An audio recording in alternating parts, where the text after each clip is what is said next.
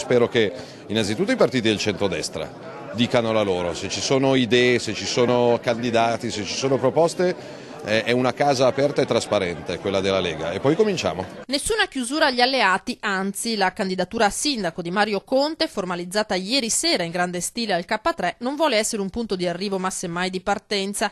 Parola di Matteo Salvini ma anche di Luca Zaia che ieri sera ha calato l'asso, la conferma che alle elezioni parteciperà anche una lista con il suo nome. Lanciamo questa offerta pubblica di alleanza e quindi questa non è una prova muscolare, anche se la sala era strapiena, è la volontà di dire che chi condivide il progetto è assolutamente ben accetto. Neanche Giancarlo Gentilini per Zaia va tagliato fuori. Gentilini ovviamente è una realtà con la quale bisogna dialogare e penso che comunque non si debba dare per persa nessuna partita, per nessuna persona, per nessuna realtà. Che da oggi si sarebbe tornati a trattare, l'ha detto apertamente ieri sera il segretario nazionale Gian Antonio D'Arè. È chiaro che da qua si parte con un tavolo di trattative su tutto il Veneto, si apre un tavolo. È chiaro che la Lega propone e si propone.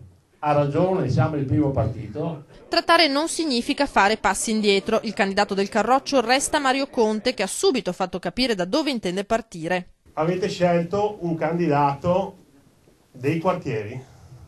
È vero. Sei sicuro di questa scelta? È una scelta storica, ma ricordo che il 90% dei residenti vivono nei quartieri e nei quartieri è dove ci sono le difficoltà maggiori e dove la gente veramente chiede aiuto sotto tutti i punti di vista. Con il traino della lista Zaia e il lungo elenco di potenziali alleati presenti in sala, Davide Acampora che ha lasciato Fratelli d'Italia, i rappresentanti di Gruppo Ricerca, Direzione Italia, le civiche di Beppe Mauro, Roberto Tonellato, Mirko Visentini e Toni Dotto, i commercianti di Rivivere Treviso, la Lega si mette in una posizione di forza nel centrodestra che Forza Italia non potrà ignorare. Pane per i denti delle segreterie, mentre il candidato Conte pensa alle risposte da dare ai cittadini.